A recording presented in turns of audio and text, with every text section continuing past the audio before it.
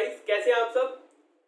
अब हम क्या करेंगे, आज से मैं आपके लिए जो 12th क्लास आरपीएससी है मेनली उन्हीं के लिए क्या कर रहा हूँ, रिवीजन सीरीज स्टार्ट कर रहा हूँ। ठीक है, हम ऑलमोस्ट हो सकेगा अगर टाइम मिला तो ऑलमोस्ट सब चैप्टर्स का करवा देंगे, वरना ऑर्गेनिक और जो मेन चैप्टर्स हैं उनके तो करवाएंगे ही करवाएंगे। ऑर्गेनिक का हम आज सबसे पहले बेसिक पढ़ेंगे, उसके बाद चैप्टर्स में मेन क्वेश्चन कहाँ कहाँ से पुटअप होते हैं और कैसे होते हैं, किस टाइप के क्वेश्चंस पुटअप होते हैं, उनकी बात करेंगे। आज सबसे पहले ऑर्गेनिक में बात करता हूं। देखो, अगर ऑर्गेनिक किसी की वीक है तो सबसे पहले क्या ध्यान देना, जितने भी तुम्हारे फॉर्मूलाज है मेन, वो पता होना चाहिए कि वो फॉर्मूलाज की स्ट्रक्चर क्या है और वो फॉर्मूला क्या है। जैसे मैं लिखता हूं यहाँ पर, अब देखो यहाँ सबसे पहले लिखा है अल्कोहल। अल्कोहल को हम ऐसे लिखेंगे ROH, ये अल्कोहल। OH जहां प्रेजेंट है वो हमारे लिए क्या बन गया, एक अल्कोहल। एल्डिहाइड का मीन्स RCHO, ये CHO ग्रुप जहां है वो हमारे लिए एल्डिहाइड है। अब मेन बात क्या है, इसको खोल के ओपन स्ट्रक्चर लिखनी आनी चाहिए। कैसे लिखोगे, RC_O और ये H। ठीक है, ये मेनली तुम लोगों को आना चाहिए इन सभी का। फिर मैंने लिखा कार्बोक्सिलिक एसिड RCOOH, इसको खोल के कैसे लिखोगे, RC_O and this one OH। फिर ये एस्टर का मतलब RCOOR', ये एस्टर होता है, इसे खोल के लिखो RC_O ये OR'। फिर इसके बाद कीटोन RCO ये R', इसको खोल के लिखो RC_O ये R'। फिर ये अमाइड RCONS2, ये अमाइड होता है, इसको खोल के लिखोगे ऐसे लिखोगे RC_O and this one is NS2। Anhydride, ये देखो स्ट्रक्चर कुछ ऐसी है, डायरेक्ट स्ट्रक्चर लिख रहा हूं RC_O this one O C_O and this one R', ये होता है एनहाइड्राइड। फिर लिखा मैंने ether ROR and this one is ether. अब यहां देखना, जहां भी तुम्हें ये ग्रुप नजर आ रहा है ना, ये C_O, इस ग्रुप को ध्यान में रखना। इस ग्रुप को अपने बोलते हैं कार्बोनिल ग्रुप। इसको क्या बोलते हैं, कार्बोनिल ग्रुप, ये ध्यान में रखना। ठीक है, जो कार्बोनिल ग्रुप है वो ये होता है। तो इस कार्बोनिल ग्रुप की मदद से हम ये कंपाउंड हमारे पास अलग अलग टाइप के बनते हैं। अगर यहाँ H लगा दिया तो एल्डिहाइड हो गया, OH लगा दिया कार्बोक्सिलिक एसिड। OR का मतलब होता है, इस ग्रुप को भी ध्यान रखना, OR का मतलब R का मीन्स कोई भी कार्बन। फॉर एग्जांपल मैंने लिखा OCH3। ठीक है, तो यहाँ इस बंदे का नाम हो जाएगा। यहाँ एक कार्बन है तो मैथ, और ये जो ग्रुप है ना OR', इसको मैं यहाँ लिख रहा हूँ, इसको बोलते हैं एल्कोक्सी। क्या बोलते हैं, एल्कोक्सी। तो यहाँ देखो कार्बन कितने, एक का मतलब मैथ ऑक्सी, इसका नाम क्या हो जाएगा, मैथऑक्सी। अगर ये C2H5 होता तो C2H5, इसको बोलता है इथॉक्सी। समझ रहे हो, ये एल्कोक्सी हो गया, ये सिंपल कार्बन हो गया, और ये अमीन यानी NS2 जिसे अपने बोलते हैं। ये तुम्हें आना चाहिए सबसे पहला। अब देखो आगे, अब अपने बात करेंगे हाइब्रिडाइजेशन की। हाइब्रिडाइजेशन यानी संकरण की। देखो ऑर्गेनिक में स्पेशली जो ऑर्गेनिक मॉलिक्यूल होते हैं, जो कार्बनिक अणु होते हैं, उनमें कभी हाइब्रिडाइजेशन पूछ लिया जाता है, तो वो कैसे फाइंड आउट करोगे, सिंपली कोई फॉर्मूला नहीं यूज करना। फॉर एग्जांपल मैंने लिखा CH3 CH2 और ये डबल बॉन्ड लिख देता हूं यहाँ, ये CH2। ठीक है, यहां पर आप लोगों को इस कार्बन का हाइब्रिडाइजेशन स्टेट निकालना है कि भाई इस कार्बन का हाइब्रिडाइजेशन क्या है। तो क्या करना, सुनना, जिस कार्बन का पूछा है उसको पकड़ो, और ये देखो ये कितने बंदों से जुड़ा है, अटैच्ड, कितने मॉलिक्यूल्स नहीं, सॉरी मॉलिक्यूल क्या, कितने एटम से जुड़ा है।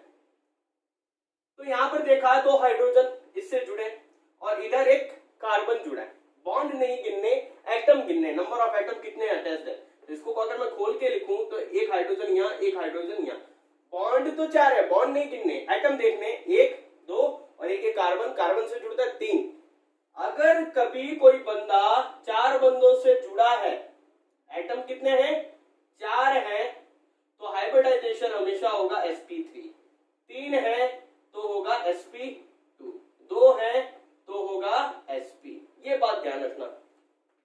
अब यहीं से एक और चीज ध्यान रख लो, कभी तुम्हें इलेक्ट्रोनेगेटिविटी बतानी हो किस बंदे की ज्यादा है किसकी कम है, और तुम्हारे पास कार्बनिक मॉलिक्यूल है यानी ऑर्गेनिक मॉलिक्यूल है, तो क्या करोगे तुम वहां पर हाइब्रिडाइजेशन देखोगे उस मॉलिक्यूल में, उस बंदे का हाइब्रिडाइजेशन क्या है, मैंने ये लगाया। अब यहां पर परसेंटेज एस कैरेक्टर देखना कि परसेंटेज एस कैरेक्टर क्या क्या है, तो मेरे को यहां पता चला यहाँ एसपी में एस का कैरेक्टर है 50%, 50 है तो 50 है, यहाँ 33.33% और यहाँ पर हो गया 25%। जिसका परसेंटेज एस कैरेक्टर क्या होगा, ज्यादा होगा, उस बंदे की इलेक्ट्रोनेगेटिविटी भी क्या होगी, ज्यादा होगी। आई बात समझ में। अब यहाँ पर अगर मैं बात करूं तो ये हाइब्रिडाइजेशन क्या है, ये तीन बंदों से अटैच है, तीन बंदों से अटैच होने वाला sp2, यहाँ पर क्या है sp2। इसी टाइप से मैंने ये लिख दिया इथाइन। इसका देखूं तो ये बंदा पकड़ो कितने से जुड़ा है, एक कार्बन ये रहा एक हाइड्रोजन ये रहा, दो बंदों से जुड़ा है तो हाइब्रिडाइजेशन इसका क्या हो जाएगा, sp हो जाएगा। इसी टाइप से मैंने ये लिख दिया CH3 CH2 और ये कोई हैलोजन टिका दिया। अब यहां पर पूछा कि भाई ये जो क्लोरीन जिस बंदे से जुड़ा है, जिस कार्बन से जुड़ा है, उस कार्बन का हाइब्रिडाइजेशन स्टेट क्या है, तो तुम लोग कैसे बताओगे, यहां पर देखो ये दो हाइड्रोजन है, इसको ऐसे अटैच कर दो, ठीक है, अटैच कर दिया। यहां पर देखो ये एक हैलोजन एक एटम, दो हाइड्रोजन, तीसरा हाइड्रोजन और ये एक चौथा कार्बन, चार बंदों से अटैच है, मतलब इसका हाइब्रिडाइजेशन यहां पर क्या है, इस कार्बन का sp3 है। आई बात समझ में, इसका हाइब्रिडाइजेशन क्या है sp3। अगर अगर अगर अगर यहां पर ये तो ठीक है नॉर्मल, इसके लिए पूछा, अगर मैं यहां पर बेंजीन की रिंग दे देता, ठीक है, और यहां पर कुछ भी जुड़ा हुआ था, अब यहां पर तुम्हें हाइब्रिडाइजेशन बताना है कि भाई ये जो हैलोजन इस कार्बन से जुड़ा है बेंजीन की, यहां पर इस कार्बन का हाइब्रिडाइजेशन स्टेट क्या है, तो बेंजीन में तुम्हें पता है अल्टरनेट में डबल बॉन्ड्स होते हैं, ये लगाओ, ये कार्बन है, ये देखो कितने बंदों से जुड़ा हुआ है, कितने एटम से, बॉन्ड नहीं एटम, एक एटम ये रहा, एक दूसरा एटम और एक तीसरा एटम, तीन बंदों से जुड़ने वाला का क्या होता है हाइब्रिडाइजेशन sp2 होता है। इसी टाइप से मैंने एक दे दिया CH3 C triple bond N, यहां पर इस कार्बन का हाइब्रिडाइजेशन स्टेट पूछूं मैं तुम्हें तो क्या होगा यहाँ पर हाइब्रिडाइजेशन स्टेट, तो यहाँ देखो एक और एक दो बंदों से जुड़ा है ये कार्बन, दो बंदों से जुड़ने वाले का sp हाइब्रिडाइजेशन। आई बात समझ में। इस कार्बन का पूछता तो क्या होता, तीन और एक चार यानी sp3 इस वाले का, तो इसका मतलब इन दोनों में मैं अगर बात करूं परसेंटेज एस कैरेक्टर कहां ज्यादा है भाई साहब, इसके पास के इसके पास, तो देखो sp है तो 50% एस कैरेक्टर है, sp3 है तो 25% एस कैरेक्टर है, जिसका परसेंटेज एस कैरेक्टर ज्यादा उसकी इलेक्ट्रोनेगेटिविटी ज्यादा, इसका मतलब इन दोनों कार्बन में इलेक्ट्रोनेगेटिविटी इसकी ज्यादा होगी और इसकी क्या होगी, कम होगी। ये चीज तुम्हें समझानी थी मेनली कि कार्बन और कार्बन के बीच जब इलेक्ट्रोनेगेटिविटी का पता लगाना हो तो परसेंटेज एस कैरेक्टर के हिसाब से पता लगाया जाता है, ठीक है, ये समझ में आ गया, तो ये आ जाएगा, ये आ गया तो वो तुम्हें किसी का भी पूछ ले तुम लोग बता सकते हो ऑर्गेनिक मॉलिक्यूल का हाइब्रिडाइजेशन क्या होता है। आई बात समझ में। दूसरी चीज पल्ले बेटी, अब देखो कुछ रूल्स की बात करता हूं जो तुम्हें आगे काम आएंगे ऑर्गेनिक में। सबसे पहले यहां रूल आता है एक इंडक्टिव इफेक्ट, इंडक्टिव इफेक्ट यानी प्रेरणिक प्रभाव। कौन सा भाई साहब, प्रेरणिक प्रभाव। अब यहां पर सुनना, प्रेरणिक प्रभाव इसको आई से डिनोट करते हैं, ये दो टाइप का होता है, एक तो प्लस आई और एक माइनस आई। फॉर एग्जाम्पल मैंने यहां लिखा CH3Cl, ठीक है, CH3Cl। अब मैं यहां पर इसको थोड़ा ऐसे कर देता हूं, थोड़ा और मॉडिफिकेशन कर देता हूं, ये एथिल ग्रुप लगा देता हूं, ये क्लोरीन है। अब हमें सिंपली ये पता है कार्बन और क्लोरीन में सबसे ज्यादा इलेक्ट्रोनेगेटिव बंदा क्लोरीन होता है, यानी इसकी विद्युत ऋणता ज्यादा होती है, किसके कंपैरिजन में, इसके कंपैरिजन में। जिस बंदे की विद्युत ऋणता ज्यादा होगी, जिसकी EN ज्यादा होगी, सुनते रहना, वो बंदा क्या करेगा, बॉन्ड में शेड जो इलेक्ट्रॉन है, साजित इलेक्ट्रॉन है, उनको अपनी तरफ खींचेगा। ये शेड इलेक्ट्रॉन को क्या करेगा, अपनी तरफ अट्रैक्ट करेगा। जैसे ही अट्रैक्ट करेगा, इसके ऊपर इलेक्ट्रॉन डेंसिटी यानी इलेक्ट्रॉन घनत्व, इलेक्ट्रॉन डेंसिटी जिसे बोल दूं, वो क्या हो जाएगी, बढ़ जाएगी। अगर इस पर इलेक्ट्रॉन डेंसिटी बढ़ गई, जिसकी वजह से इस पर पार्शियली नेगेटिव, आंशिक रूप से ऋणावेश चार्ज आ जाएगा, तो इस पर, इस कार्बन पर इलेक्ट्रॉन डेंसिटी क्या हो जाएगी, कम हो जाएगी, तो इस पर आंशिक रूप से क्या आ जाएगा, धनावेश आ जाएगा। इसी को हम क्या बोलते हैं, इंडक्टिव इफेक्ट बोलते हैं। अभी जो मैंने तुम्हें परसेंटेज एस कैरेक्टर वाला बताया, तो इस बंदे पर गौर करो, ये कितने बंदों से जुड़ा है, 2 ये रे, एक येरा, एक येरा, 3 बंदों से अटैच्ड है, सॉरी 3 क्या 4 बंदों से, तो इसका परसेंटेज एस कैरेक्टर क्या है, sp3, इसका 3 और 1 4, इसका भी sp3। तो यहां अभी तक तो कोई फिलहाल पंगा नहीं है। अब यहां पर सुनना एक बात, अगर यहां पर पार्शियल पॉजिटिव चार्ज आया है और यहां पर पार्शियल नेगेटिव चार्ज आया है, ये हमने क्यों पढ़ा, ये हमने इसलिए पढ़ा, अगर कोई अटैकिंग रिएजेंट किसी रिएक्शन में क्या होता है, ऑर्गेनिक रिएक्शन में तुम्हें पता है, फॉर एग्जांपल मैंने यही अगर बंदा ले लेता हूं, जैसे एक बंदा ले लिया मैंने CH3Cl, ये अगर पानी के साथ रिएक्शन करता है, पानी को ऐसे खोल के रिएक्शन करता हूं, तो मुझे पता है पानी H+, ये OH-, ये पॉजिटिव, ये नेगेटिव, ये पॉजिटिव नेगेटिव आया किसकी वजह से, इस इंडक्टिव इफेक्ट की वजह से। फिर हम क्या करते हैं, इधर के प्लस को इधर के माइनस से जोड़ देते हैं, ये OH यहाँ टिका देते हैं, होता है ना। तो ये जो अटैकिंग रिएजेंट है, इसके अंदर एक पॉजिटिव चार्ज है और एक नेगेटिव चार्ज है। ये जो पॉजिटिव और नेगेटिव चार्ज है यहाँ इस अटैकिंग रिएजेंट में, इन बंदों को बोलते हैं, एक को बोल देते हैं इलेक्ट्रोफाइल, एक को बोल देते हैं न्यूक्लियोफाइल। इलेक्ट्रोफाइल वो बंदा होता है जो इलेक्ट्रॉन से प्यार करे, यानी पॉजिटिव स्पीसीज जितनी भी है जिन्हें इलेक्ट्रॉन की जरूरत है, या वो स्पीसीज जिन्हें इलेक्ट्रॉन की जरूरत है, वो सारी की सारी इलेक्ट्रोफाइल होगी। न्यूक्लियोफाइल वो स्पीसीज होती है जनरली जिनके पास इलेक्ट्रॉन की अधिकता होती है, जहां पर इलेक्ट्रॉन ज्यादा होते हैं पहले से। इलेक्ट्रॉन ज्यादा होने का मतलब या तो नेगेटिव चार्ज हो या लोन पेयर हो, वो सारी स्पीसीज मेरे लिए ऑलमोस्ट क्या होगी, न्यूक्लियोफाइल होगी। तो इस अटैकिंग रिएजेंट में एक पॉजिटिव होता है, एक नेगेटिव होता है, यानी मैं बोल सकता हूं एक इलेक्ट्रोफाइल होगा तो दूसरा क्या होगा, न्यूक्लियोफाइल होगा, है ना। तो अब सुनना, जब मैं इसे यहाँ इंडक्टिव इफेक्ट अप्लाई करता हूं, मेरे को यहाँ पता चलता है ये बंदा पॉजिटिव है, ये नेगेटिव है। अब जब ये रिएक्शन करेगा तो ये ब्रेकिंग, बॉन्ड ब्रेकिंग कहां से होगी, इसका पता इंडक्टिव इफेक्ट से पता लगता है कि ये अगर टूटेगा बंदा तो यहां से टूटेगा। अगर ये बंदा यहां से टूटा, अगर ये बंदा यहां से टूटा, इस स्पीसीज पे पॉजिटिव चार्ज है, तो ऑब्वियस सी बात है ये जो रिएक्ट करने आ रहा है उस पर जो नेगेटिव चार्ज वाला बंदा होगा उससे रिएक्ट करेगा। अब नेगेटिव चार्ज किस पे होगा, न्यूक्लियोफाइल पे, तो न्यूक्लियोफाइल आकर के यहाँ अटैक करेगा। अगर ये पॉजिटिव नेगेटिव चार्ज है तो ये पॉजिटिव चार्ज वाले से यानी इलेक्ट्रोफाइल से आकर के जुड़ेगा। समझ रहे हो कहानी, ये इसलिए काम आता है इंडक्टिव इफेक्ट। अब देखो यहीं पर समझना प्लस आई और माइनस आई इफेक्ट का मतलब क्या है। प्लस आई इफेक्ट उनके लिए लगता है जो इलेक्ट्रॉन को अपने से दूर करते हैं।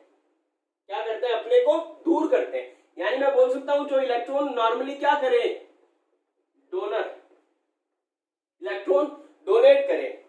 यहां पर मैथिल ग्रुप को देखूं तो ये क्या कर रहा है, यहां से इलेक्ट्रॉन अपने से दूर कर रहा है, लेकिन खींच कौन रहा है, एक्चुअली क्लोरीन खींच रहा है इनसे इलेक्ट्रॉन। क्लोरीन से इसने खींचा, इसने इससे खींचा, ठीक है, समझ लो। और यह माइनस आई इफेक्ट वो जो इलेक्ट्रॉन को अपनी तरफ खींचे, मूव्स इलेक्ट्रॉन टुवर्ड्स देम, वहां पर माइनस आई, और moves electron far from them, वहां पर प्लस आई। यानी इसके लिए तो मैं बोल सकता हूं यहां पर प्लस आई इफेक्ट लग रहा है, इसके लिए मैं यहां बोल सकता हूं यहां पर माइनस आई इफेक्ट लग रहा है। तो वो दोनों का नजरिया अलग अलग होता है, ठीक है। नेक्स्ट रूल है अपना electromeric effect. Electro electromeric effect, इसको हिंदी में इलेक्ट्रोमेरिक प्रभाव भी बोलते हैं। कहाँ अप्लाई होता है? ये अप्लाई होता है मल्टीपल बॉन्ड सिस्टम पर, जहां पर दो या दो से ज्यादा बॉन्ड होते हैं, यानी स्पेशली मैं बोल सकता हूं डबल बॉन्ड या ट्रिपल बॉन्ड जहां दिख गया वहां ये इफेक्ट अप्लाई होगा। अब सुनना कैसे अप्लाई होगा। फॉर एग्जाम्पल मैं यहाँ तीन चीजें लिखता हूं। मैंने लिखा C triple bond C, C double bond C और ये C ट्रिपल बॉन्ड N, ये चीजें लिखी है मैंने तीन। ठीक है, अब देखो इलेक्ट्रोमेरिक इफेक्ट का मतलब क्या है। जहां मल्टीपल बॉन्ड सिस्टम तुम्हें दिखा वहां पर तुम लोग एक बॉन्ड तोड़ो, दो नए बॉन्ड का फॉर्मेशन करो, फिर बॉन्ड तोड़ो, फिर नए बॉन्ड का फॉर्मेशन करो। अब इससे होगा क्या, जो अटैकिंग रिएजेंट में इलेक्ट्रोफाइल या न्यूक्लियोफाइल है वो आकर के यहाँ ऐड होगा और एक नए कंपाउंड का फॉर्मेशन करेगा। बस सिंपल सी कहानी है, सिंपल वे में समझो। डबल बॉन्ड दिखा तो उसे ब्रेक करो, दो नए बॉन्ड का फॉर्मेशन करो, सिंपल सी कहानी है। फिर यहाँ देखो कार्बन नाइट्रोजन। अब तुम लोग यहाँ कहोगे सर अभी हमने इंडक्टिव इफेक्ट पढ़ा है, आई इफेक्ट पढ़ा है, वो भी तो यहाँ लग सकता है, नाइट्रोजन है कार्बन है। तो मैं कहूंगा लगेगा, ऑब्वियस सी बात है लगेगा। तो यहाँ सुनना, नाइट्रोजन की विद्युत ऋणता इलेक्ट्रोनेगेटिविटी क्या होगी, हाई होगी, तो यहाँ पार्शियल नेगेटिव, यहाँ पार्शियल पॉजिटिव होगा। अब इसके साथ साथ यहाँ इलेक्ट्रोमेरिक इफेक्ट भी लगेगा। ये बॉन्ड टूटा, दो बॉन्ड का फॉर्मेशन, फिर बॉन्ड टूटा, फिर ये दो नए बॉन्ड का फॉर्मेशन। अब जो इलेक्ट्रोफाइल आएगा, अगर पॉजिटिव वाला बंदा है तो वो इस N से जुड़ेगा और अगर नेगेटिव वाला बंदा है तो वो इस कार्बन से जुड़ेगा। यह है इलेक्ट्रोमेरिक इफेक्ट। आई बात समझ में? अब देखो, अब बात करते हैं रेजोनेटिंग इफेक्ट की। देखो समझो, ये इफेक्ट की मदद से तुम लोगों को काम कहाँ आएगा, अगर यूज देखूं तो रेजोनेटिंग स्ट्रक्चर में आएगा। ठीक है, लेकिन होता क्या है वो देखो। अगर मेरे को कहीं पर अल्टरनेट में, सिंपल वे में समझा रहा हूं, शॉर्ट में, अल्टरनेट में तुम्हें डबल बॉन्ड कहीं दिख गया, फॉर एग्जांपल ये A, फिर सिंगल बॉन्ड, फिर ये B, फिर ये डबल बॉन्ड, फिर ये C सिंगल बॉन्ड, फिर ये D डबल बॉन्ड, फिर ये E सिंगल बॉन्ड। तो यहाँ देखो, एक सिंगल, फिर अगले पे डबल, फिर सिंगल, फिर डबल, फिर सिंगल, फिर ऐसी डबल। अल्टरनेट में क्या चल रहा है, डबल बॉन्ड। जहां पर अल्टरनेट में डबल बॉन्ड होगा वहां पर रेजोनेटिंग इफेक्ट प्रोड्यूस होगा। होता क्या है मैं भी बताऊंगा। या मैं क्या बोल सकता हूं, या तो अल्टरनेट में डबल बॉन्ड हो, जैसे यहाँ एक बंदे पर ए पर डबल बॉन्ड, फिर बी में देखा इसको छोड़ा, सी पर या तो लोन पेयर है या नेगेटिव चार्ज है या पॉजिटिव, तीनों में से कुछ भी एक हो, तब भी वहां पर क्या होगा, रेजोनेटिंग इफेक्ट होगा ही होगा। यानी डबल बॉन्ड, फिर एक को छोड़ा अगले पर या तो लोन पेयर दिख गया या नेगेटिव या पॉजिटिव चार्ज दिख गया, तो वहां पर रेजोनेटिंग इफेक्ट प्रोड्यूस होगा। अब देखो इससे होता क्या है, इसको सिंपल वे में समझते हैं। तुम्हारे पास कुछ चीजें जैसे बेंजीन है, जैसे फिनॉल है, जैसे क्लोरो बेंजीन है, ठीक है, जैसे नाइट्रो बेंजीन है, जैसे एनिलीन है। इनकी रेजोनेटिंग स्ट्रक्चर एग्जाम में पूछ लेते हैं, ये तुम्हें बनानी आनी चाहिए, इसके लिए तुम्हें ये इफेक्ट पढ़ना पड़ेगा। बस सिंपल सी कहानी है। अब कैसे करते हैं ये वो देखो। मैं सबसे पहले बात करता हूं बेंजीन की। ठीक है, ये बेंजीन बनाई मैंने, ठीक है, बेंजीन में अल्टरनेट के अंदर ये डबल बॉन्ड बनाया। अब होगा क्या, यहां पर सुनना, होता क्या है, रेजोनेंस का मतलब क्या होता है, ये जो पाई बॉन्ड, इसको बोलते हैं पाई बॉन्ड, डबल बॉन्ड में जो बॉन्ड होता है उसको बोलते हैं पाई बॉन्ड। ये जो पाई बॉन्ड है ये अंदर ही अंदर क्या करता है, रोटेट होता है, यानी ये इलेक्ट्रॉन अंदर ही अंदर क्या होते हैं, ट्रांसफर होते रहते हैं। इसकी वजह से यहाँ पर एक इफेक्ट प्रोड्यूस होता है जिसे हम बोलते हैं रेजोनेंस, जिसकी वजह से वो जो कंपाउंड है वो स्टेबल हो जाता है। इतनी सी कहानी है। अगर ये पाई बॉन्ड के दोनों इलेक्ट्रॉन इस कार्बन पे ट्रांसफर कर दूं तो क्या होगा, ये कुछ ऐसा हो दिखाई देगा तुम्हें, ये डबल बॉन्ड, अगर ये इलेक्ट्रॉन यहाँ आ गए तो यहाँ नेगेटिव चार्ज आ गया। अब ये वाला नेगेटिव चार्ज अगर मैं यहाँ ट्रांसफर कर दूं तो ये मेरे को कहाँ घुसाना पड़ेगा, यहाँ। अब सुनना, यहाँ पर ये मैंने ट्रांसफर ऐसे किया तो इससे हुआ क्या, इसको पकड़ो, इस कार्बन को, ठीक है। अब देखना, चाहे इसको पकड़ लो चाहे मैं इसको पकड़ लेता हूं, पहले इस कार्बन को। अगर ये बंदा इधर आ गया और इधर क्या बन गया, फॉर एग्जाम्पल डबल बॉन्ड बन गया, इस कार्बन की वैलेंसी देखो कितनी होती है, 4।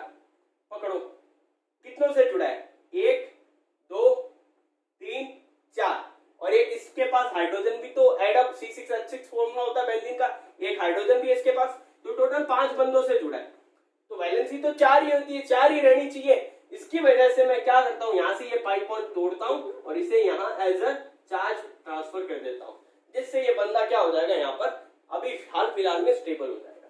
समझे? तो मैं क्या कर रहा हूं, सुनना दोबारा, अभी तक ये डबल बॉन्ड यहां था, ये मैंने यहां ट्रांसफर किया तो ये माइनस की फॉर्म में यहां आया, फिर ये यहां ट्रांसफर कर दूं तो ये बंदा कहां जाएगा, इस कार्बन पे जाएगा as a charge.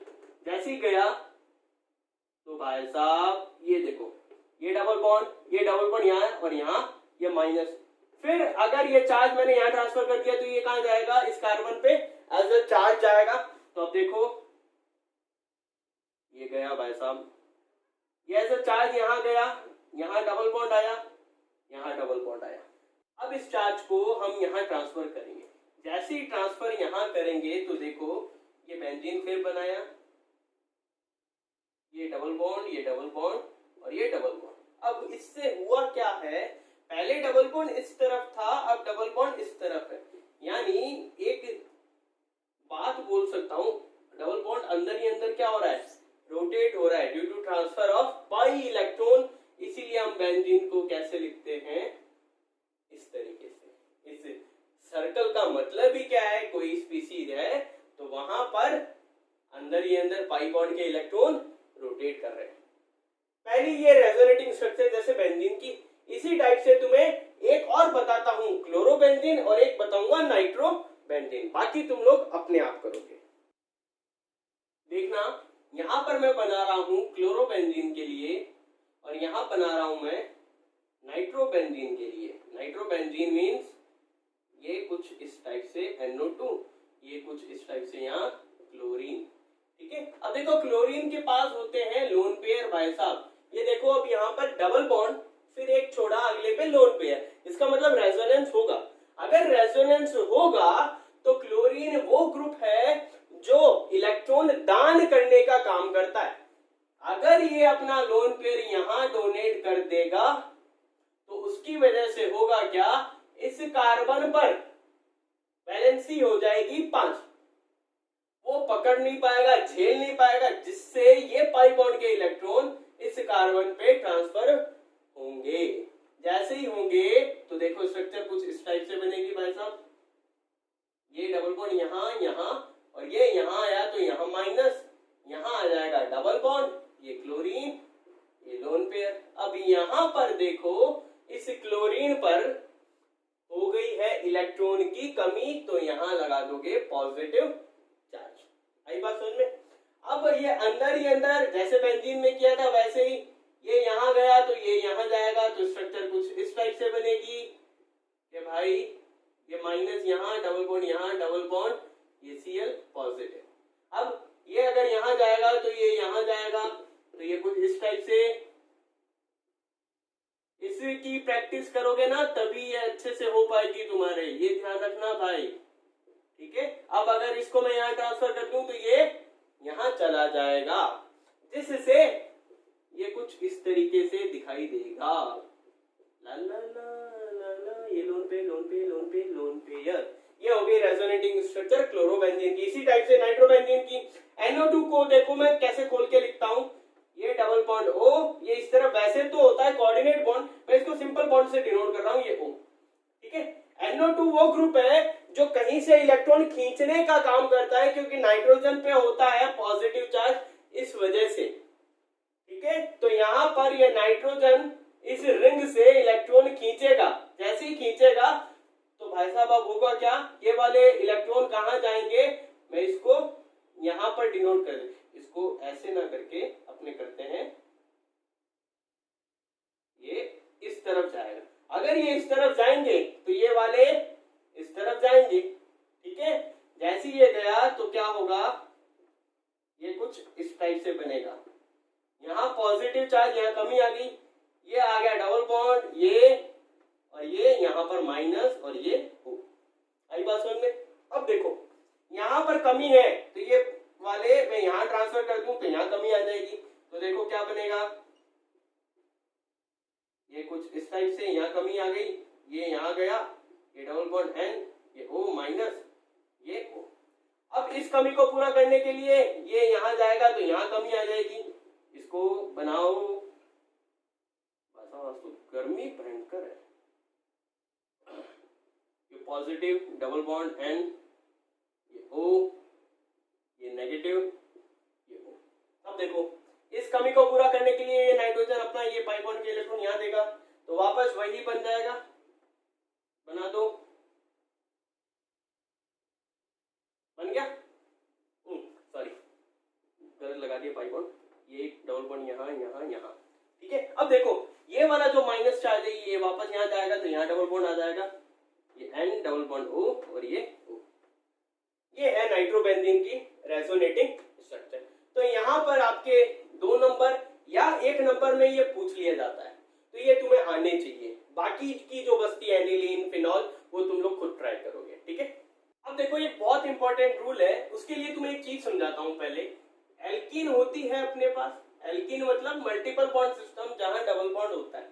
For example मैंने ये लिखा CH2 डबल बॉन्ड CH2, एक ये बंदा लिखा, एक मैंने लिखा भाई साहब CH3 सिंगल बॉन्ड, ये CH डबल बॉन्ड CH2।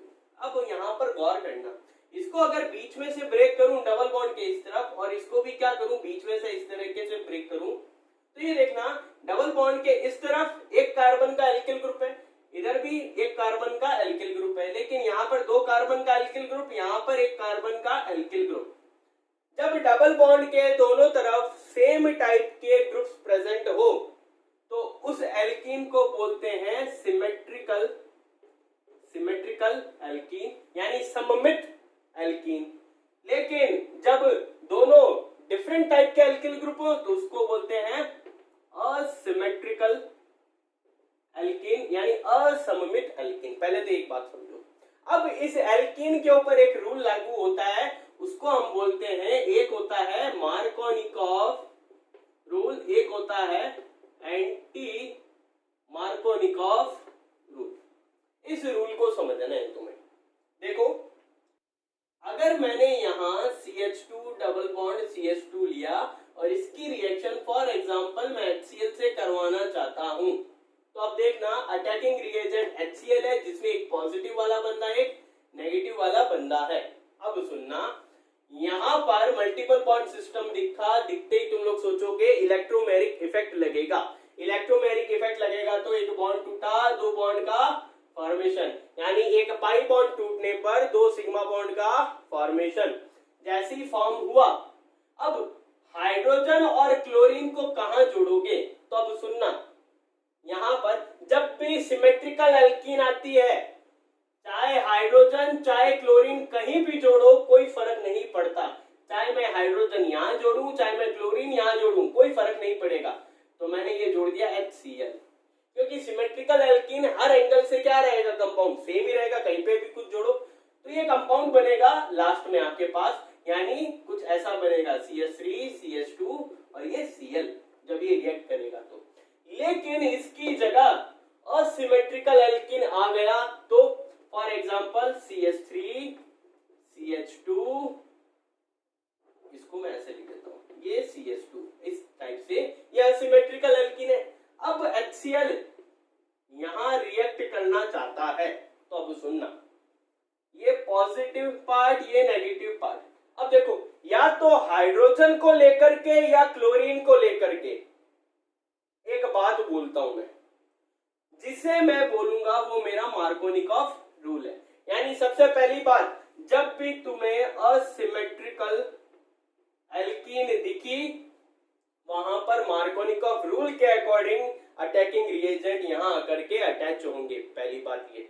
अब ये रूल क्या बोलता है वो सुनना, इसके 2 पॉइंट अलग अलग बताता हूं वो सुनना। अटैकिंग रिएजेंट में प्रेजेंट जो नेगेटिव पार्ट है वो इस कार्बन की एल्कीन में वहां उस कार्बन पे जाके जुड़ेगा जहां पर पहले से हाइड्रोजन क्या है, कम है, ठीक है, एक तो नेगेटिव पार्ट को लेके बताया मैंने ये रूल मार्कोनिकॉफ, इसी रूल को मैं हाइड्रोजन को लेकर के बता दूं कि अटैकिंग रिएजेंट में प्रेजेंट हाइड्रोजन वहां जाकर के जुड़ता है जिस कार्बन पे पहले से हाइड्रोजन क्या हो, ज्यादा हो। चाहे तुम इस एंगल से पढ़ो हाइड्रोजन के एंगल से, चाहे तुम नेगेटिव पार्ट वाले एंगल से पढ़ो, बात एक ही है। यानी नेगेटिव पार्ट का मतलब मैं बोल सकता हूं वो मेरे लिए क्या है, न्यूक्लियोफाइल है। ठीक है, तब सुनना, यहां पर मैं क्या करता हूं, इलेक्ट्रोमैग्नेटिक इफेक्ट लगाऊंगा, ये बंदा यहां से टूटेगा। अब कहां पर जोड़ोगे इसे, तो देखो यहां पर कौन आएगा, हाइड्रोजन ज्यादा है। अगर ज्यादा हाइड्रोजन है तो ऑब्वियस सी बात है हाइड्रोजन यहां आकर के जुड़ेगा, क्लोरीन यहां जुड़ जाएगा। वही बात है ना कि नेगेटिव पार्ट वहां जाकर के जुड़ेगा जहां हाइड्रोजन कम है, जहां हाइड्रोजन कम, इस कार्बन के पास कम है हाइड्रोजन, तो क्लोरीन यहां जोड़ोगे, यहां नहीं जोड़ोगे, यहां जोड़ते गलत हो जाएगा। ठीक है, अगर यही मैं क्या बोलता कि HCl रिएक्ट कर रहा है लेकिन प्रेजेंस है पेरोक्साइड की, H2O2 हो सकता है, Na2O2 हो सकता है, यानी कोई भी पेरोक्साइड हो मेरे पास, उसकी प्रेजेंस में रिएक्ट कर रहा है, तब आप यहां पर क्या अप्लाई करोगे, एंटी मार्कोनिकॉफ, जो इसका जस्ट अपोजिट है। अब नेगेटिव पार्ट को वहां जोड़ोगे जहां हाइड्रोजन क्या है, कम है, और इसको इस वे में पढ़ना है तो क्या बोलोगे, हाइड्रोजन को वहां ऐड करोगे जहां हाइड्रोजन कम है। तो वही मैं नेगेटिव पार्ट को लेके चल रहा हूं, नेगेटिव पार्ट वहां जाकर के जुड़ेगा जहां हाइड्रोजन ज्यादा है, यानी यहां जुड़ेगा, इसको तोड़ा, ये बनाया, हाइड्रोजन यहां आया, क्लोरीन यहां आया, तो ये प्रोडक्ट बनेगा एंटी मार्कोनिकॉफ रूल के अकॉर्डिंग। और मार्कोनिक रूल के अकॉर्डिंग कुछ ऐसा बन रहा था, CH3, ये CH, ये Cl, and this one CH3। आई बात समझ में? अब देखो यहाँ कुछ रिएक्शंस के लिए मैं कुछ टिप्स एंड ट्रिक्स बता रहा हूं जो तुम्हें याद रखनी है। फॉर एग्जांपल, अगर यहाँ मेरे पास कोई एल्किल हैलाइड है, मैं ये इस तरीके से लिख देता हूँ, CH3, CH2, ये Cl, ये कोई एल्किल हैलाइड है ना, क्लोरो इथेन है मेरे पास। अब सुनना, अगर ये बंदे की रिएक्शन मैं एक्वस KOH के साथ कराऊं तो क्या होगा, और अल्कोहलिक KOH के साथ कराऊं तो क्या होगा। अब जो रूल यहां बता रहा हूं ना वो याद करते चलना, उसे एक बार जब ये तुम लोग बेसिक वाला लेक्चर देखोगे इसे एक बार लिख करके याद करना, फिर आगे बढ़ना ताकि तुम्हें आगे काम आए।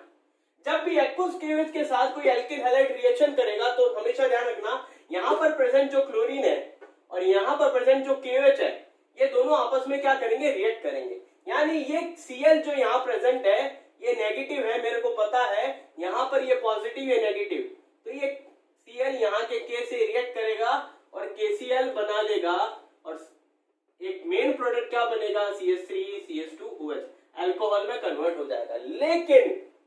लेकिन जब यही बंदा अल्कोहलिक KOH से रिएक्ट करता है तब ऐसा कुछ नहीं होगा। यानी जलीय KOH के साथ जब भी कोई एल्किल हैलाइड रिएक्ट करेगा तो अल्कोहल बनेगा, यानी ये KOH पूरा का पूरा इससे रिएक्ट करेगा, एक साइड प्रोडक्ट भी बनेगा।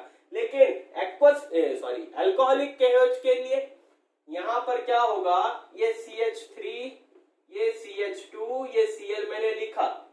अब सुनना, इस Cl को मैं कुछ इस टाइप से लिख देता हूं, ये जो क्लोरीन है यहां पर भाई साहब जिस कार्बन से जुड़ा है उसे बोलेंगे अल्फा कार्बन, उससे अगले वाले को बोलेंगे बीटा कार्बन।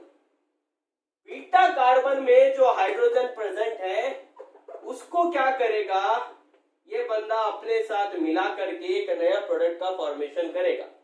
यानी क्लोरीन या हैलोजन जो भी जिस कार्बन से जुड़ा है उसके पास वाले पे जो हाइड्रोजन प्रेजेंट है वो निकलेगा जब भी अल्कोहलिक KOH आ जाएगा। तो ये खुद रिएक्शन नहीं करेगा इससे, लेकिन इसी में प्रेजेंट हाइड्रोजन को ये बाहर निकालेगा। तो देखो क्लोरीन बाहर निकला, हाइड्रोजन भी बाहर निकला, इसलिए इस टाइप की रिएक्शन को हम बोल देते हैं डीहाइड्रोहेलोजिनेशन, डीहाइड्रोहेलोजनीकरण। तो यहां पर देखो क्या बनेगा, ये गया, ये बॉन्ड टूटा, ये बॉन्ड टूटा, क्या बन जाएगा, वही इलेक्ट्रोमेरिक इफेक्ट का जस्ट उल्टा कर दो, एल्कीन बन गई वापस, तो यहां पर हमेशा क्या बनेगी, एल्कीन बनेगी। आई बात समझ में? मैंने लिया CH3 C, ये Cl, ये CH3 और ये H। अब देखो यहां पर इसी को मैं थोड़ा और बढ़ा देता हूं, ये CH3 इस टाइप से कर देता हूं। अब यहां पर क्या करोगे, ये अल्फा कार्बन है तो ये बीटा कार्बन है, यहां का एक हाइड्रोजन बाहर लिखोगे, ये लिखा, ये HCl बाहर, जैसे ही बाहर गया यहां पर क्या आ जाएगा, डबल बॉन्ड। अब तुम लोग कहोगे सर अगर ये अल्फा है तो ये बीटा है, अगर ये अल्फा है तो ये भी तो बीटा ही होना चाहिए, इसके जस्ट पास वाला है, तो मैं कहूंगा हाँ बात सही है। तो अब सुनना, ये भी बीटा है और ये भी बीटा है, अगर यहां से हाइड्रोजन रिमूव हुआ तो डबल बॉन्ड यहां आएगा, और अगर यहां से हाइड्रोजन रिमूव करवाया मैंने तो डबल बॉन्ड यहां आएगा। यहां पर एक कंपाउंड तो देखो ये कुछ ऐसा बना है, CH2 डबल बॉन्ड C, फिर ये यहां पर आ गया अपना CH2 और ये CH3, एक कंपाउंड कुछ ऐसा बना है, CH3 single bond C double bond CH2 और ये CH3, H लगा देना यहां। तो देखो अब यहां पर एक रूल आता है, सेज़फ रूल। वो क्या बोलता है कि जब भी अल्कोहलिक KOH की प्रेजेंस में किसी एल्किल हैलाइड का डीहाइड्रोजनेशन होता है, तब वो एल्कीन सबसे ज्यादा बनती है जिसके पास सब्स्टिट्यूट्स यानी एल्किल ग्रुप्स ज्यादा होंगे। अब एल्कीन देखो यहां पर ये वाली है, इसके पास सिर्फ और सिर्फ एक एल्किल ग्रुप है। अब यहां देखो एल्कीन, ये पकड़ो, इसके पास दो एल्किल ग्रुप है, तो सबसे ज्यादा कौन सी बनेगी, ये वाली कि ये वाली, यानी मेन प्रोडक्ट यहां पर कौन सा होगा, ये वाला, अकॉर्डिंग टू सेज़फ रूल। तब यहां मेन प्रोडक्ट तुम लोग क्या बनाओगे, ये वाला बनाओगे, ये नहीं बनाओगे। तो अल्कोहलिक, ये जो सेज़फ रूल है ये कब काम करता है, जब अल्कोहलिक KOH के साथ एल्किल हैलाइड रिएक्ट करता है। ये पॉइंट आया समझ में? नेक्स्ट, अब देखो नेक्स्ट चीज तुम्हें क्या ध्यान रखनी है, जब भी हम किसी सब्सटेंस का ऑक्सीडेशन या रिडक्शन करवाते हैं किसी ऑर्गेनिक मॉलिक्यूल का, तो जो रिएजेंट यूज होते हैं वो ध्यान में होने चाहिए। जैसे ऑक्सीडेशन अगर हम करवाते हैं तो K2Cl2O7 कभी लिखा हुआ आ गया तो समझ जाना वहां ऑक्सीडेशन हो रहा है, या इसके अलावा कभी तुम्हें ये लिखा हुआ आ गया KMnO4, तब भी क्या समझ जाना उसका ऑक्सीडेशन, या कभी ये लिखा हुआ आ गया डाइल्यूट यानी तनु HNO3 नाइट्रिक एसिड लिखा हुआ आ गया, तब भी क्या समझोगे वहां ऑक्सीकरण हो रहा है। रिडक्शन को कैसे पहचानोगे, अगर कहीं लिथियम एल्यूमिनियम हाइड्रेट LiAlH4 ये लिखा हुआ आ गया, सोडियम बोरोन हाइड्रेट NaBH4 ये लिखा हुआ आ गया, या इसके अलावा सोडियम के साथ एथिल अल्कोहल लिखा हुआ आ गया, या इसके अलावा कोई मेटल जैसे निकेल लिखा हुआ आ गया, एल्यूमिनियम किसके साथ, हाइड्रोजन के साथ, तब भी क्या समझोगे वहां पर अपचयन हो रहा है यानी रिडक्शन हो रहा है। अब दूसरा पॉइंट यहां पर देखो, कोई अल्कोहल है तुम्हारे पास, तुम लोगों ने उसका क्या करवाया, ऑक्सीडेशन, तो हमेशा ध्यान रखना अल्कोहल का जब भी ऑक्सीडेशन करवाते हैं वो एल्डिहाइड में कन्वर्ट होता है, और एल्डिहाइड का जब भी ऑक्सीडेशन करवाएंगे वो कार्बोक्सिलिक एसिड में कन्वर्ट होगा। ये बात आई समझ में? अब इसी का उल्टा कर लो, कार्बोक्सिलिक एसिड का जब हम रिडक्शन करवाएंगे, हाइड्रोजन ऐड होने का मतलब रिडक्शन, तो एल्डिहाइड बनेगा, और एल्डिहाइड का जब हम रिडक्शन करवाएंगे तब भाई साहब क्या बनेगा, अल्कोहल। फॉर एग्जांपल मैं यहां लेता हूं अल्कोहल कोई CH3CH2OH, ठीक है। अब इन हाइड्रोजन को मैं खोल के लिख देता हूं, ये हाइड्रोजन, ये हाइड्रोजन। अब यहां पर देखना, इसको थोड़ा और मॉडिफाई करके लिख रहा हूं इस तरीके से, ठीक है। ऑक्सीडेशन हो रहा है भाई ऑक्सीडेशन। जब यहाँ पर ऑक्सीडेशन होगा भाई साहब, उससे पहले यहाँ इस कार्बन पे गौर करना और इस ऑक्सीजन पे गौर करना। यहाँ पार्शियली नेगेटिव चार्ज आएगा क्योंकि ये यहाँ से इलेक्ट्रॉन को खींचेगा, यहाँ पार्शियली नेगेटिव। अब सुनना, यहाँ पर अगर यहाँ पार्शियली नेगेटिव है और ये हाइड्रोजन से क्या कर सकता है, इलेक्ट्रॉन खींचेगा ना, ऑक्सीजन तो बहुत ज्यादा इलेक्ट्रॉन नेगेटिव है तो इनसे इलेक्ट्रॉन खींचेगा। अब सुनना, ये वाला हाइड्रोजन यहाँ पर ऑक्सीजन पहले से ही ज्यादा है, तो ये तीनों मिलकर के क्या रिलीज करवाएंगे, पानी। क्या बनेगा, पानी। जैसे ही पानी बना तो ऑक्सीजन और हाइड्रोजन के बीच का बॉन्ड ब्रेक हुआ, और यहाँ कार्बन और हाइड्रोजन के बीच का बॉन्ड ब्रेक हुआ, तो यहाँ पर एक इलेक्ट्रॉन फ्री है, इसको मैंने यहाँ लिख दिया, यहाँ का एक इलेक्ट्रॉन फ्री हुआ, इसको मैंने यहाँ लिख दिया, तो यहाँ पर क्या आ जाएगा भाई, डबल बॉन्ड।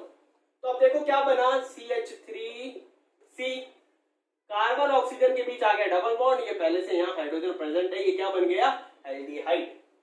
क्या बन गया, एल्डिहाइड। अब एल्डिहाइड का फर्दर आपने क्या करवाया, ऑक्सीडेशन, वो देखो कैसे बनता है। अब देखो CH3C डबल बॉन्ड OH, यही बना था अपने पास, ये फिर क्या कर रहा है, ऑक्सीडेशन से रिएक्शन, मतलब ऑक्सीडेशन हो रहा है। अब यहाँ पर क्या होगा, यहाँ पर देखना, इसको मैं यहाँ फर्दर इक्वली डिवाइड करता हूं, तो देखना कार्बन के पास अपना इलेक्ट्रॉन, हाइड्रोजन के पास भी अपना इलेक्ट्रॉन, यहाँ पर जो ऑक्सीजन रिएक्ट करने आ रहा है 2 2 4 2 6 इलेक्ट्रॉन उसके पास है। अब सुनना, अगर एक इलेक्ट्रॉन मैंने कार्बन को दे दिया, एक मैंने हाइड्रोजन को दे दिया, तो बॉन्डिंग बन सकती है। अगर बॉन्डिंग बनी तो क्या बनी, CH3C डबल बॉन्ड O और ये OH, ये क्या बन गया, कार्बोक्सिलिक एसिड। इस तरीके से कार्बोक्सिलिक एसिड का फॉर्मेशन होता है। तो क्या ध्यान क्या रखोगे, अल्कोहल का एल्डिहाइड में, एल्डिहाइड का कार्बोक्सिलिक एसिड में हमेशा कन्वर्जन होता है, कब, जब हम इसका क्या करवाते हैं, ऑक्सीडेशन।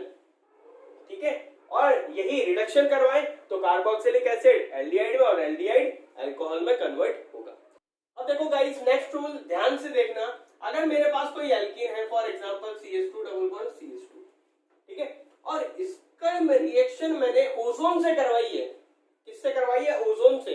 तो अब क्या होगा, जब भी कोई एल्कीन ओजोन से रिएक्ट करेगी, क्या करोगे तुम लोग, पहले तो एक बॉन्ड तोड़ोगे, टूटा, ऑक्सीजन कितने, 3 है हमारे पास, तो 2 तो यहाँ जुड़ गए भाई साहब, लेकिन पीछे क्या बचा, एक और जोड़ने के लिए तुम लोग इस बॉन्ड को फिर ब्रेक करोगे और यहाँ पर क्या रखोगे, ऑक्सीजन। अब देखो, इसको यहां से जोड़ोगे और इसको इससे जोड़ोगे, जोड़ सकते हैं। ये जो बंदा बना है इसको बोलते हैं ओजोनॉइड। क्या बोलते हैं, ओजोनाइड, जो क्या होगा, अनस्टेबल होगा। इसको हाथों हाथ पानी में टिकाएंगे, पानी में जैसे ही टिका इसको ऐसे तोड़ेंगे, ऐसे तलवार चलाएंगे, ऐसे काटेंगे, जैसे ऐसे काटा तो अब देखो ये ऐसे, यानी ये कार्बन वाला और ये ऑक्सीजन वाला बॉन्ड ब्रेक, तो कार्बन ऑक्सीजन के बीच क्या आ जाएगा, double bond, C double bond और ये H और ये H, ये क्या बन गया, एल्डिहाइड। कितने मॉलिक्यूल्स, 2, ये एक ऑक्सीजन कहाँ जाएगा, H2O के पास जाएगा और क्या बना लेगा, H2O2। तो तरीका क्या हुआ, एल्कीन का जब भी क्या करवाया, ओजोन से रिएक्शन, यानी इसको बोलते हैं ओजोनोलाइसिस, तो क्या बनेगा, ओजोनाइड बनेगा। इसकी वाटर से रिएक्शन करवाओगे, ठीक है, तो यहां पर जो रिलीज होगा वो क्या होगा, H2O2 रिलीज होगा। अब वो यहां पर अलग अलग बंदे बन सकते हैं, कभी एल्डिहाइड बन जाएगा, कभी कुछ और बन जाएगा, वो डिपेंड करता है, लेकिन ये चीज ध्यान रखना इतनी। देखो नेक्स्ट रूल क्या है, मेरे पास एक कंपाउंड है AgCN, एक कंपाउंड है KCN। तो यहां पर देखना, यहां पर इन मेटल्स पे गौर करो, ये तो है हाईली रिएक्टिव मेटल, ये है लीस्ट रिएक्टिव मेटल, और ये दोनों मेरे को पता है नॉन मेटल है, साइनेट ग्रुप है, किसका है, नॉन मेटल्स का है। ठीक है, इसी टाइप से जब भी तुम्हारे पास AgNO2 आ जावे, KNO2 आवे, तो ये क्या है, हाईली रिएक्टिव मेटल, ये है लीस्ट रिएक्टिव मेटल। अब आप लोग एक बात ध्यान रखना, वैसे देखा जाए तो यहाँ मेटल है, यहाँ non metal, metal non metal, metal non metal, metal non metal, तो मेटल और नॉन मेटल मिलके क्या बनाते हैं, आयनिक कंपाउंड बनाते हैं। क्या बनाते हैं भाई साहब, आयनिक कंपाउंड। बट उन आयनिक कंपाउंड में कुछ परसेंटेज कोवेलेंट कैरेक्टर होते हैं। अब किसमें कोवेलेंट कैरेक्टर ज्यादा होंगे, किसमें कम होंगे, ये निर्भर करता है मेटल की नेचर पे।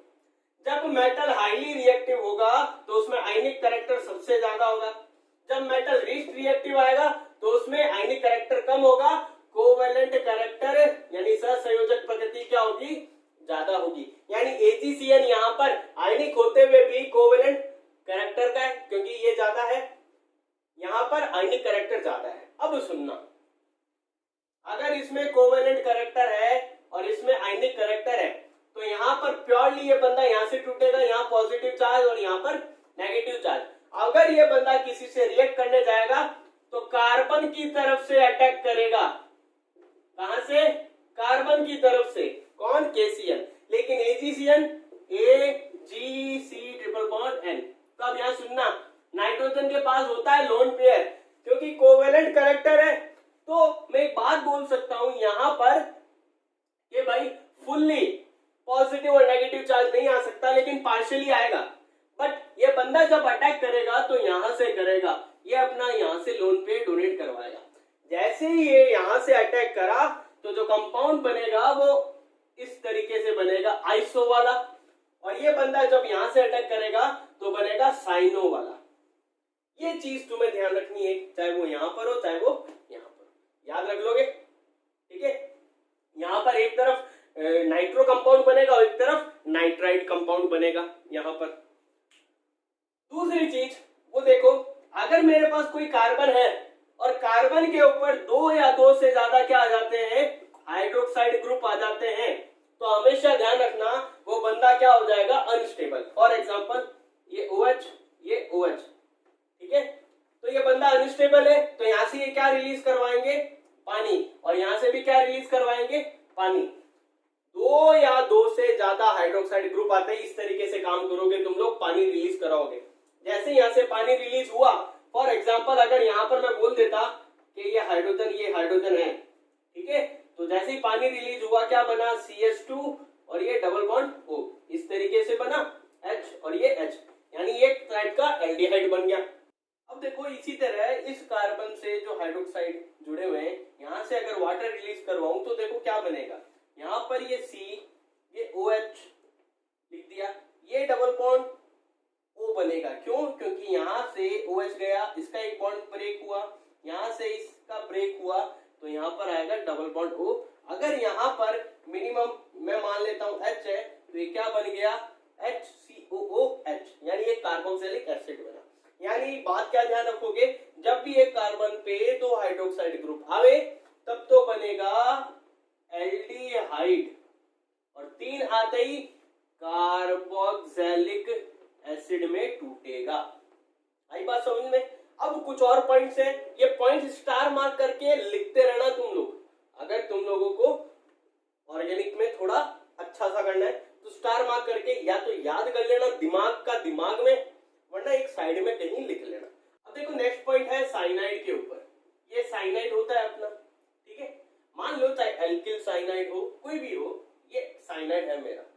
इस साइनाइड का तुम लोग क्या करवाते हो, हाइड्रोलाइसिस करवाते हो, यानी जल अपघटन करवाते हो। तो ध्यान रखना जल अपघटन 2 टाइप से होता है, एक होता है कंप्लीट यानी पूर्ण, एक होता है पार्शियल यानी अपूर्ण, ठीक है, या मैं इसको बोल सकता हूं पार्शियल का मीन आंशिक, ठीक है, एक आंशिक जल अपघटन और एक पूर्ण जल अपघटन। तो अब सुनना, जल अपघटन करवाते हैं इसका मतलब पानी के साथ रिएक्शन करवाते हैं, सिंपली भाषा में पानी को तोड़ के लिखो तो H+ और ये OH-।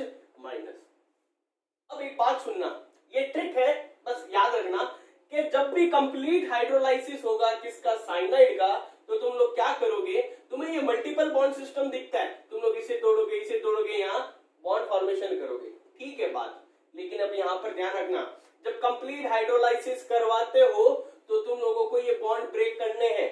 3 बॉन्ड ब्रेक किए, इसका मतलब कार्बन के यहाँ 3 वैलेंसी फ्री हुई, इन 3 वैलेंसीज पर तुम लोग OH जोड़ोगे।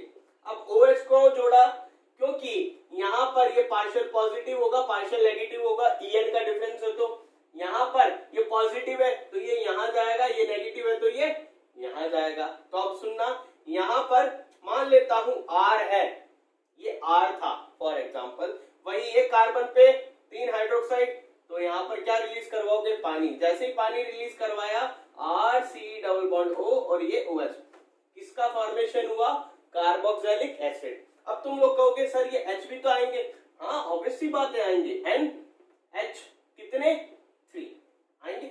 बट अगर कंप्लीट हाइड्रोलाइसिस करवा रहे हो और वहां पर मैंने बोल दिया मीडियम एसिडिक है, यानी HCl की प्रेजेंस में करवा रहे हो, तो भाई ये जो NH3 एक्चुअली NH3 नहीं बनता है, यहाँ पर जो एसिड है वो H+ डोनेट करता है, तो यहाँ पर बनता है NH4+, और यहाँ से ये Cl भी आके रिएक्ट करता है तो बनता है अमोनियम क्लोराइड, ठीक है। साइड प्रोडक्ट की बात हमें नहीं करनी, हमें बात करनी है सिर्फ और सिर्फ मेन प्रोडक्ट की, यानी कंप्लीट हाइड्रोलाइसिस साइनाइड का जब भी होगा तो हमेशा बनेगा कार्बोक्सिलिक एसिड। ठीक है, अब अगर इसका मैं पार्शियल हाइड्रोलाइसिस करूं, आंशिक रूप से जल अपघटन करूं, अब यहां पर तुम लोग क्या अप्लाई करोगे, इलेक्ट्रोमेरिक इफेक्ट। कैसे, देखना, मैंने क्या किया, ये C का एक बॉन्ड ब्रेक किया, यहां पर 2 बॉन्ड फ्री है, तो भाई साहब अब यहां पर क्या होगा, OH यहां आएगा, H यहां जाएगा, फिर एक और बॉन्ड ब्रेक किया, फिर ये OH एक यहां,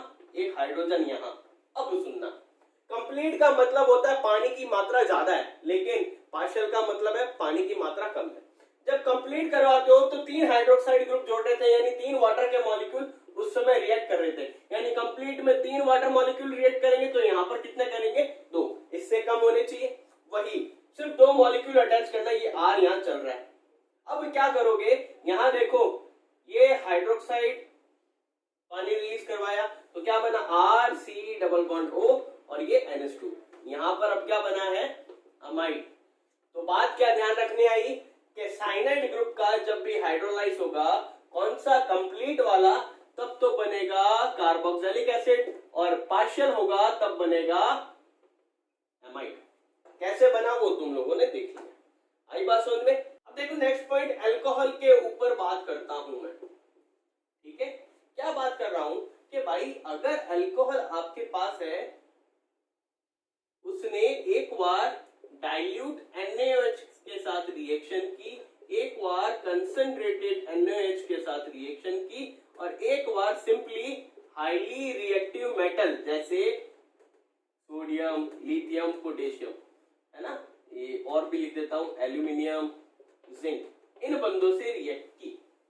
अल्कोहल मतलब ROH, ये वाला बंदा।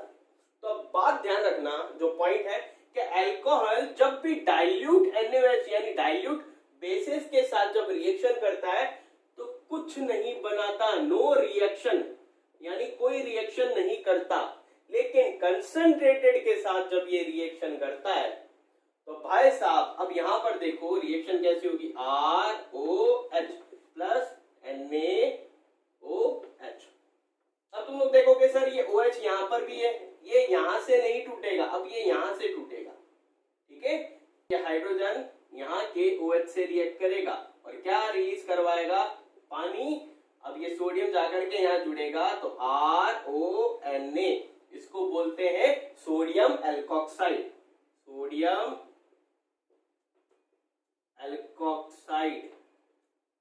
याद रखोगे ये बात कि कंसंट्रेटेड NaOH के साथ जब भी कोई अल्कोहल रिएक्ट करता है तो हमेशा क्या बनता है, एल्कोक्साइड बनता है। इसी टाइप से जब हाईली रिएक्टिव मेटल यानी सिंपली अगर ये Na से रिएक्ट करता भाई साहब, तब तुम यहां पर क्या बनाते, सिंपली इसको यहां से रिमूव करवाते, सोडियम को यहां जोड़ते, अभी भी यहां पर क्या बनेगा, एल्कोक्साइड बनेगा। आई बात समझ में। इसी टाइप से अगर मैं दूसरी बात करूं, ये तो है अल्कोहल। अब अल्कोहल जैसा ही एक बंदा है मेरे पास, वो है फिनॉल। क्या है, फिनॉल। फिनॉल सबको पता है, ये बेंजीन, बेंजीन के ऊपर OH। इसी टाइप से फिनॉल अगर कंसंट्रेटेड NaOH या सिंपली मेटल जैसे सोडियम इनसे रिएक्ट करता है, तब भी वो क्या बनाता है, फिनॉक्साइड बनाता है। जैसे फिनॉक्साइड का मतलब इस टाइप का कंपाउंड बनाएगा ये ONA जब इन बंदों के साथ रिएक्शन करेगा। तो ये पॉइंट स्टार पॉइंट्स है जो तुम्हें याद रखने हैं। ठीक है, अब देखो, अब मैं बात करता हूं फॉर एग्जांपल मेरे पास कोई कैटायन है जैसे CH3CH2+, इसको बोलते हैं कार्बोकैटायन। कार्बोकैटायन हमारे पास अलग अलग टाइप के होते हैं। एक होता है 1 डिग्री, 2 डिग्री, 3 डिग्री। एक 1 डिग्री, 1 डिग्री का मतलब ये 1 डिग्री है, ठीक है। 2 डिग्री का मतलब ये CH2 प्लस CH, ये CH3, ये CH3, ये हुआ 2 डिग्री। 3 डिग्री का मतलब ये CH3, CH3, CH3, ठीक है। This is 1 degree, this is 2 degree, this is 3 degree. अब अगर तुम्हें कोई ये पूछे कि इन तीनों टाइप के कार्बोकैटायन में सबसे ज्यादा स्टेबल कार्बोकैटायन कार्बोकैटायन कौन सा है, तो ध्यान रखना सबसे ज्यादा स्टेबल होता है 3 डिग्री वाला, ये इसका स्टेबिलिटी ऑर्डर है, ये तुम्हें याद रखना है। याद रख लोगे भाई, इतना सा छोटी सी कहानी है कि 3 डिग्री वाला सबसे ज्यादा स्टेबल, 1 डिग्री वाला सबसे कम स्टेबल। ये तुम्हें आगे हैलोजन डेरिवेटिव वाले चैप्टर में चीज काम आएगी और आगे भी फर्दर काम आएगी, ठीक है। और इसी के साथ यहां पर कुछ और चीजें समझ लेना। एक अलग अलग जब रीजन पूछे जाते हैं तुम्हें अलग अलग चैप्टर्स में, तो वहां एक चीज आती है स्टेरिक हिंड्रेंस, त्रिविम बाधा। त्रिविम बाधा का मतलब क्या है, जब यहां इस कार्बन को देखा, इस कार्बन से मैंने देखा यहां ये एल्किल ग्रुप, एल्किल ग्रुप का साइज नॉर्मली हाइड्रोजन से क्या होता है, बड़ा होता है। अगर ये कार्बन है, यहाँ पर हाइड्रोजन हाइड्रोजन हाइड्रोजन लगा दूं मैं, ठीक है, और हाइड्रोजन को कंपेयर करूं मैथिल ग्रुप से, तो मैथिल ग्रुप का साइज क्या होगा, हाइड्रोजन से तो बड़ा होगा।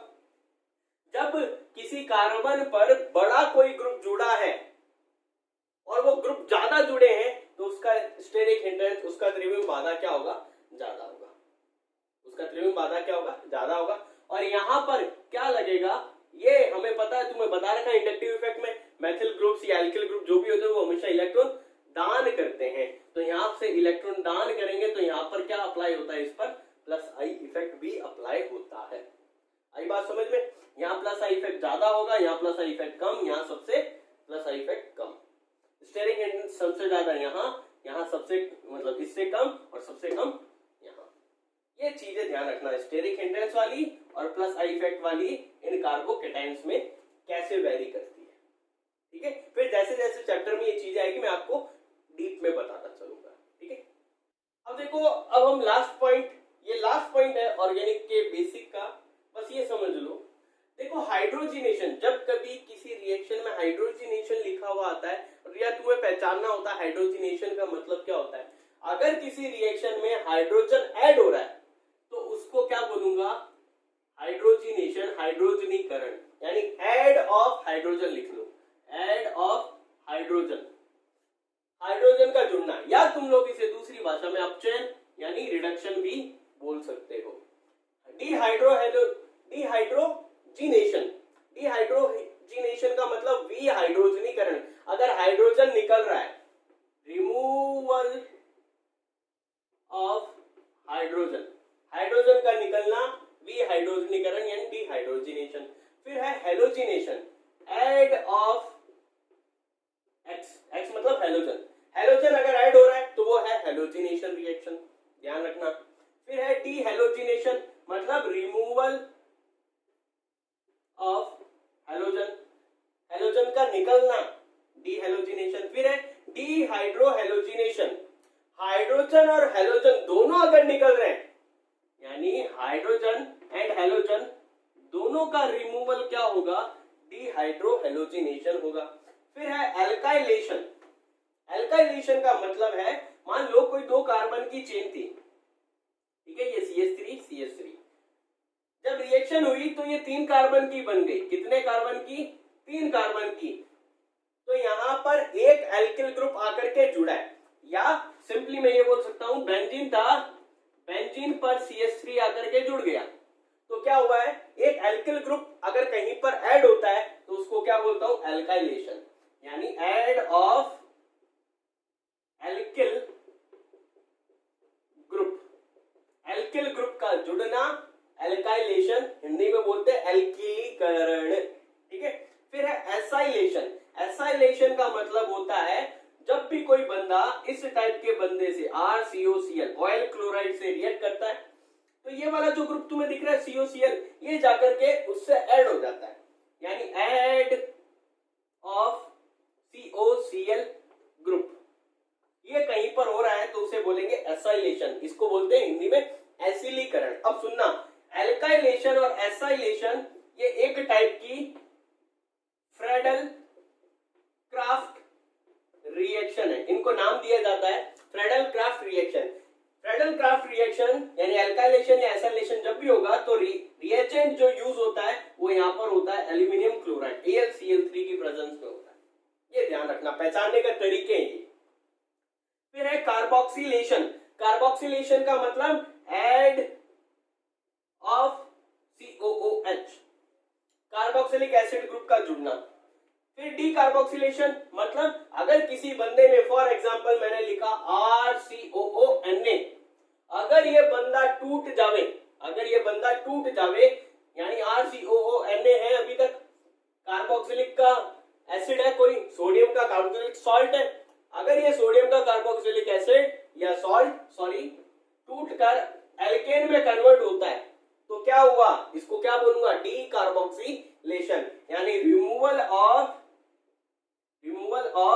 COO group. ये ग्रुप अगर कहीं से रिमूव हो जाता है तो उसे बोलता हूं डी कार्बोक्सिलेशन। फिर है सल्फोनिफिकेशन। सल्फोनिफिकेशन का मतलब है add of SO3H group. SO3H group कहां से आएगा, अब सुनना, यहां पर मैं यही लिख देता हूं। मान लो मेरे पास H2SO4 है, इसको तोड़ने का तरीका, खोलकर लिखने का तरीका क्या है, ये मैंने लिखा OH और यहां लिखा SO3H, इस तरीके से तोड़ा जाता है इसको। अगर इसको तोड़ के लिखेंगे तो कुछ इस तरीके से लिखेंगे, ठीक है। इसी टाइप से मेरे पास अगर HNO3 होता तो मैं इसे कैसे तोड़ता, OH और ये NO2, इसको ऐसे तोड़ के लिखते हैं, ठीक है। अगला जो है लास्ट, नाइट्रिफिकेशन, यानी add of NO2 group. NO2 group अगर कहीं पर आकर के जुड़ रहा है तो उसको बोलते हैं नाइट्रोफिकेशन, यानी HNO3 से रिएक्ट करेगा तो नॉर्मली नाइट्रिफिकेशन होता है, H2SO4 से रिएक्ट करेगा तो नॉर्मली सल्फोनिफिकेशन होता है, ठीक है। तो भाई इतनी बातें आप लोगों को ध्यान रखनी है, ध्यान रखना, बेसिक से स्टार्ट करना ऑर्गेनिक के, फिर चैप्टर वाइज मैं चैप्टर अपलोड करता रहूंगा और टेलीग्राम पे इसके नोट्स अवेलेबल है, अगर किसी के पास नहीं है तो वहां जाकर के आप लोग डाउनलोड कर सकते हो।